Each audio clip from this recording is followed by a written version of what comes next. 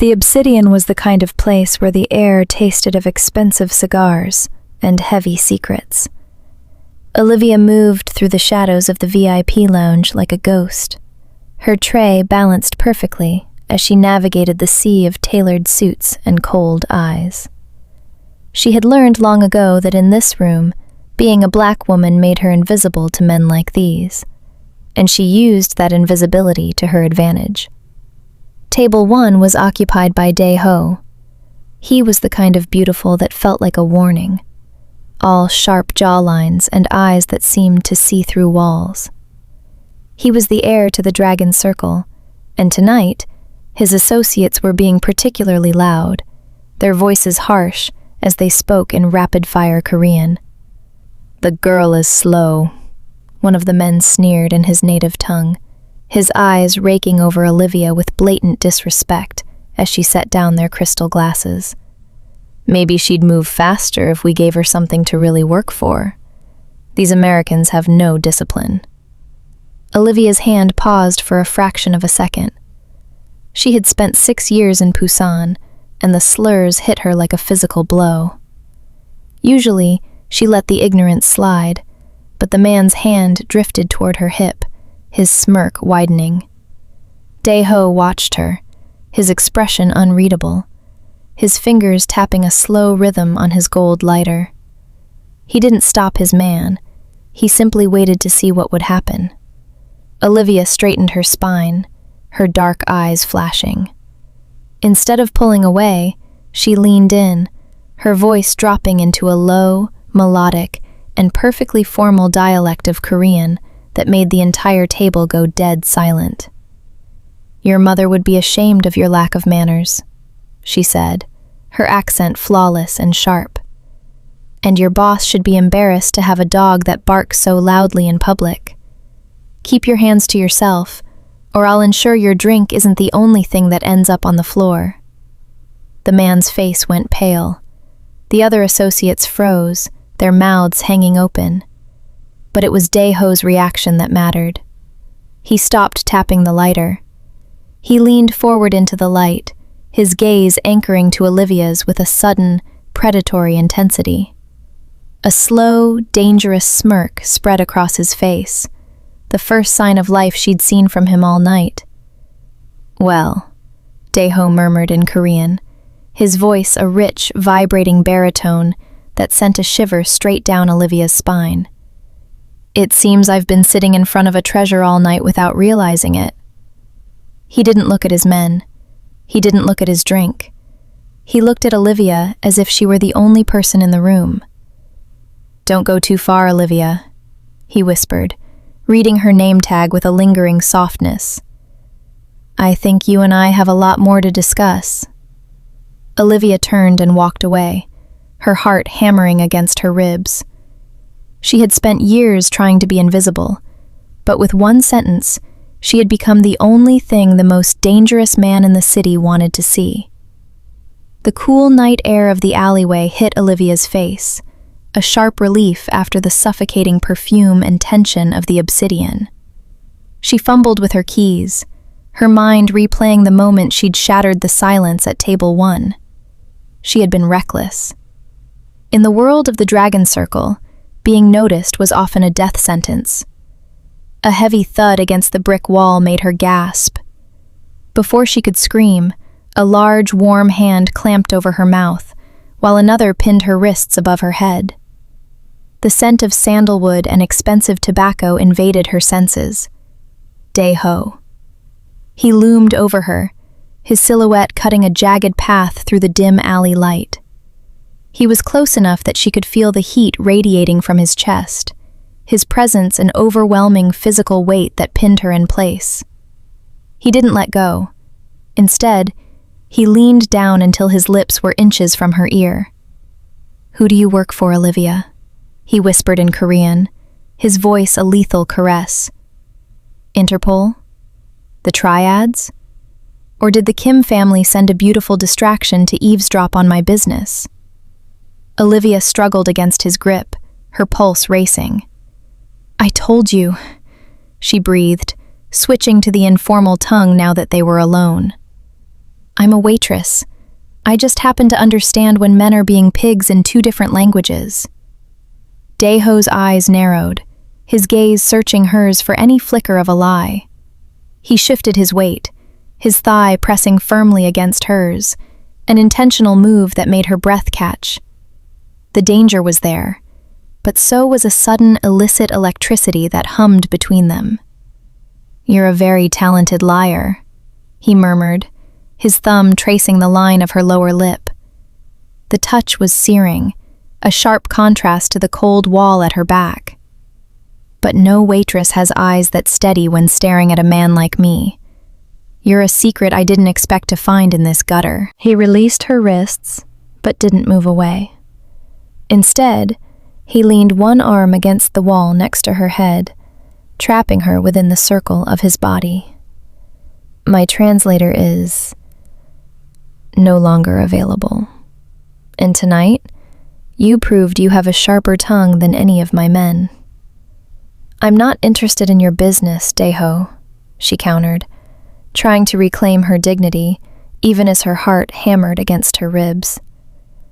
"Interest has nothing to do with it," he said, his voice dropping to a gravelly register. He reached into his pocket and tucked a thick roll of bills into her apron, his fingers lingering against her waist. "You know too much now. I can't have you talking to anyone else. From now on, you only speak for me." He stepped back, his eyes raking over her one last time with a look that was purely possessive. "Be here tomorrow at 6. Don't make me come looking for you, Olivia. I'm not a patient man." As his black car disappeared into the night, Olivia stood in the silence, her skin still tingling where he'd touched her. She knew she should run, but the weight of his gaze and the heat of his command had already pulled her into his orbit. The black sedan that arrived for Olivia at 6 was as silent as a predator.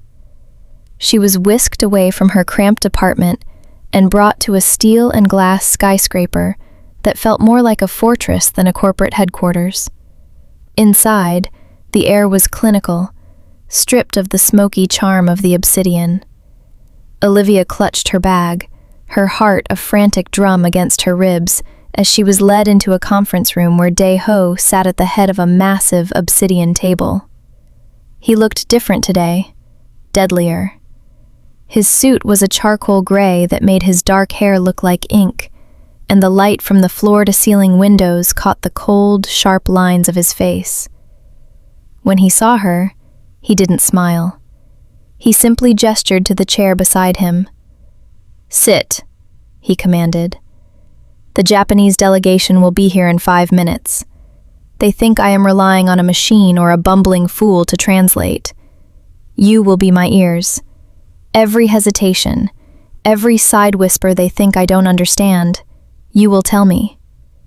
"I never agreed to this, Olivia," the sheer scale of the room making her feel small.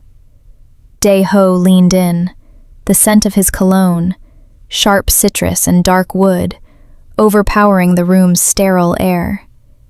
He reached out, his hand covering hers on the table. His skin was warm, his grip firm and grounding. "You agreed the moment you spoke back to my men, Olivia. You stepped into my world. Now, you play your part, or the world eats you whole." When the doors opened, 3 men in stiff suits entered. For 2 hours, Olivia walked a tightrope. She translated the technicalities of shipping routes and port fees, but her real work was in the margins. She caught the lead negotiator's subtle shift in tone, the way he glanced at his partner and muttered a phrase in a dialect he thought she wouldn't recognize. A plan to delay the shipment to drive up the price. Olivia leaned toward Dae-ho, her hair brushing his shoulder. "He's lying about the vessel availability," she caught in Korean, her voice a low, secret melody meant only for him. "They have 3 ships waiting in Incheon. He's trying to squeeze you for a higher percentage." Dae-ho's eyes flashed with a dark, satisfied fire. He didn't look at the negotiators. He looked at Olivia, his gaze lingering on her lips with a hunger that had nothing to do with business. He reached under the table, his hand finding her knee and squeezing it in a silent, possessive praise that made her breath hitch. "Good girl." He turned back to the men, his voice turning to ice as he called their bluff.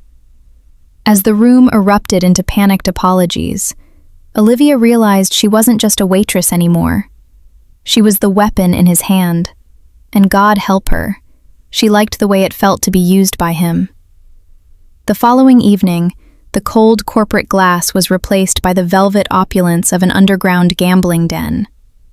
This was where the Dragon Circle's real business was conducted, amidst the clatter of mahjong tiles and the heavy haze of smoke. Olivia stood at Dae-ho's shoulder, a silent shadow in a fitted black dress he had personally selected. "Keep your eyes on the hands, not the faces," Dae-ho said, his hand resting possessively on the small of her back. The heat of his palm through the thin silk was a constant, dizzying distraction. The meeting was with Saito, a rival syndicate leader, whose reputation for cruelty was matched only by his wandering eye. As the stakes on the table rose into the millions, Saito's gaze began to drift away from the cards and toward Olivia. He leaned back, a greasy smirk playing on his lips. "A new toy, Dae-ho?" Saito asked in Japanese, assuming Olivia was merely decorative. "She's exquisite. Those eyes look like they've seen things a waitress shouldn't. Perhaps when we're done with this trade, we can negotiate a price for her company?" Olivia felt the air in the room turn to ice. She didn't need to translate. The intent in Saito's voice was universal. She felt Dae-ho's body stiffen beside her, his fingers digging slightly into her waist. Before she could blink, Dae-ho reached across the table. He didn't grab a weapon. He grabbed Saito's hand, slamming it flat against the green felt with a sickening thud. The room went silent. The guards on both sides reached for their jackets, but no one moved. "You've mistaken my hospitality for weakness," Dae-ho said, his voice dropping to a terrifying, quiet rumble. He didn't use Japanese. He spoke in Korean, knowing Olivia would carry his weight. "She is not a toy, and she is certainly not for sale. She is the voice of the Dragon Circle." He leaned over the table, his face inches from Saito's. "If you look at her again, I won't just take your shipping lanes. I'll take the eyes that dared to wander." Saito blanched, his bravado evaporating under Dae-ho's lethal stare. He stuttered an apology, his hand trembling as Dae-ho finally released him. Dae-ho turned to Olivia, his expression softening only for her. He pulled her closer, his arm wrapping around her shoulders in a protective embrace that shielded her from the room's predatory stares. "Are you all right?"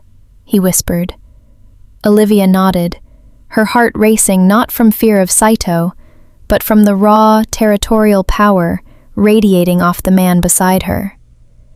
She realized then that in his world, she was the most dangerous thing he owned, because she was the only thing he was truly afraid to lose. The silence of Dae-ho's penthouse was a different kind of pressure than the chaos of the gambling den. High above the city, the floor-to-ceiling windows offered a view of a glittering, indifferent world. But inside, the atmosphere was thick with unspoken words. Olivia sat at the sprawling mahogany desk, her fingers flying over a stack of ledger notes she had surreptitiously transcribed during the meeting. "He was planning to cut the supply line at the pier," she murmured, not looking up. "The numbers don't add up to the shipment weight he promised." Dae-ho didn't answer. He stood by the bar, the amber liquid in his glass catching the moonlight. He had discarded his jacket and tie, the first two buttons of his shirt undone to reveal the pulse jumping in his throat. He set the glass down with a heavy thud and walked toward her. "Enough business, Olivia," he said, his voice a low, vibrating chord that made her hands stall over the papers. He stood behind her, his presence a wall of heat. He didn't touch her at first, but she could feel the air shifting as he leaned down. "You didn't flinch tonight," he whispered against the shell of her ear, "even when Saito spoke to you like you were nothing." "Why?" Olivia turned in the swivel chair, her knees brushing his slacks. The proximity was electric, a live wire waiting to snap. "Because I knew you wouldn't let him finish the sentence," she admitted, her voice trembling slightly. Dae-ho's eyes darkened, his gaze dropping to her mouth.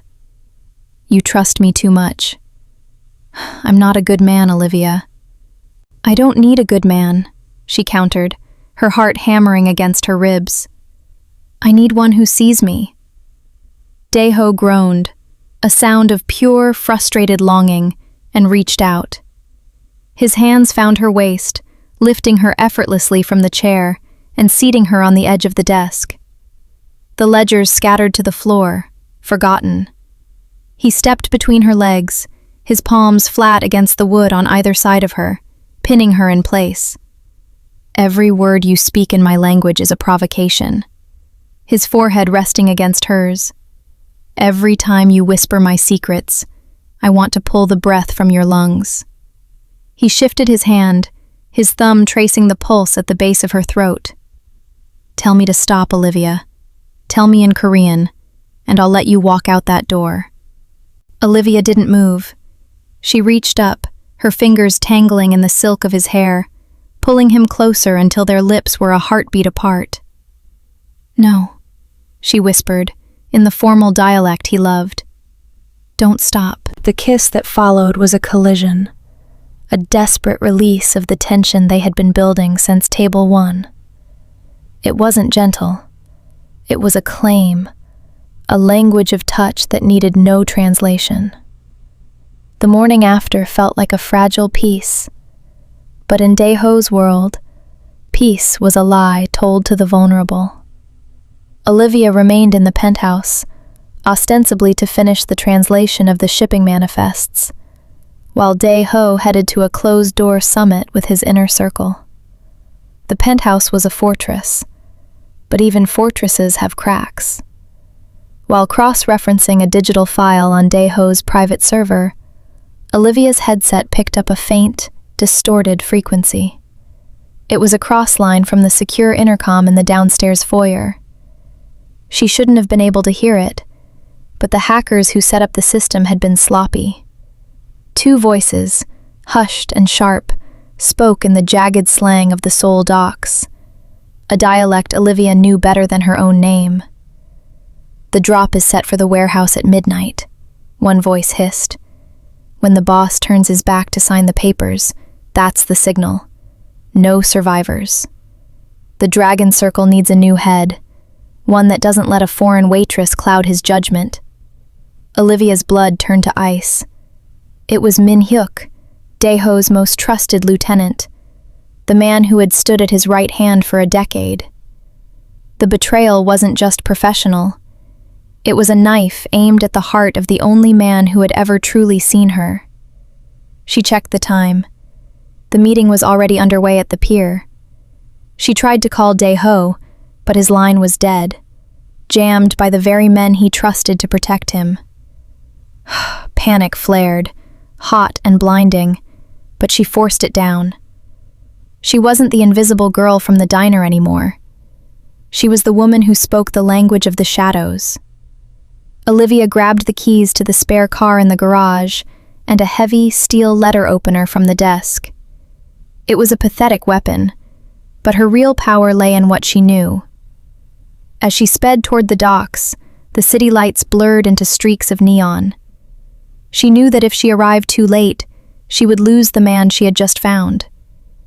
But if she arrived and failed, she would die alongside him. She pulled up to the rusted gates of the warehouse, her heart a frantic drum. Shadows moved in the darkness, snipers positioned on the catwalks. She didn't have a gun, and she didn't have backup.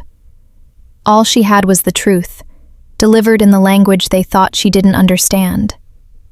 She had to get to Dae-ho before the ink touched the paper, or the silence she had lived in for years would become permanent. The warehouse smelled of salt air and rotting wood, a cavernous tomb, illuminated only by the flicker of a single overhead bulb. Dae-ho stood at the center, his posture rigid and commanding, unaware of the serpent standing directly behind him. Min-hyuk held a fountain pen out like a peace offering, while his other hand drifted toward the suppressed pistol tucked into his waistband. "The signature completes the transition, boss," Min-hyuk said, his voice smooth as oil. "Once the ink is dry, our future is secure."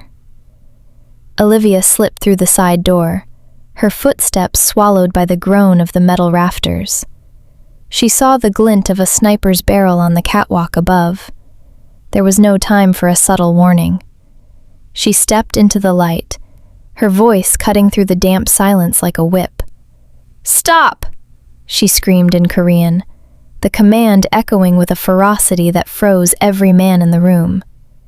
Dae-ho turned, his brow furrowed in confusion and alarm. "Olivia? What are you doing here?" She didn't look at him. Her eyes were locked on Min-hyuk. "He's a traitor," she said, switching to the gutter slang the lieutenant had used on the intercom. "The warehouse is a kill zone. The snipers are set for the moment you sign. They think your foreign waitress is too stupid to understand their plan, but I heard every word." The mask fell from Min-hyuk's face, his features twisting into a snarl. "Kill them both!" he roared. As the first shot cracked from the rafters, Dae-ho moved with the instinct of a man born for war. He lunged forward, tackling Olivia behind a stack of heavy shipping crates, just as a bullet sparked against the concrete where she had stood. He pulled his own weapon, his eyes burning with a cold, terrifying fire.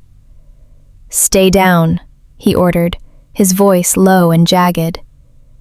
"I'm not leaving you," she countered, her hand gripping the sleeve of his jacket. Dae-ho looked at her, and for a split second, the chaos of the gunfight vanished. He pressed his forehead against hers, a silent vow passing between them. "Then watch my back, my beautiful translator." He pivoted, firing with lethal precision. Olivia didn't hide. She watched the shadows, using her knowledge of the language to track the gunman's panicked shouts. "Left! Behind the crane!" she yelled. Dae-ho adjusted instantly, his bullets finding their mark. When the smoke cleared and the silence returned, Min-hyuk lay wounded, cowering in the corner. Dae-ho stood over him, but he didn't look at the traitor. He turned back to Olivia, who was trembling but standing tall. He reached out, pulling her into his arms and burying his face in her neck. The language of violence was over. Only their shared breath remained. The Obsidian had never been more silent than it was tonight. The velvet curtains were drawn, the neon signs dimmed, and the front door was locked to the public. Inside, the air was thick with the scent of lilies and the sharp, metallic tang of fear. The board members of the Dragon Circle sat at table 1, their faces pale as they looked at the empty seat at the head of the table. The elevator hissed open. Dae-ho stepped out, but he didn't walk alone. Beside him, Olivia moved with a newfound grace, her silk gown the color of midnight. She didn't carry a tray. She carried a presence that demanded the room's oxygen. Dae-ho pulled out the head chair, but he didn't sit.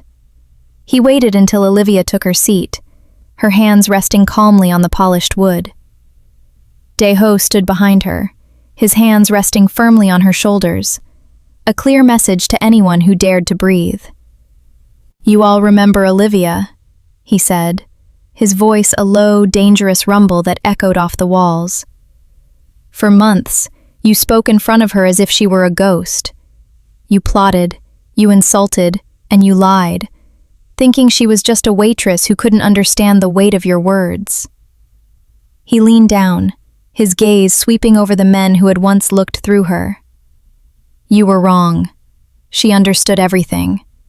And because she did, I am still standing here, and the traitors are in the ground.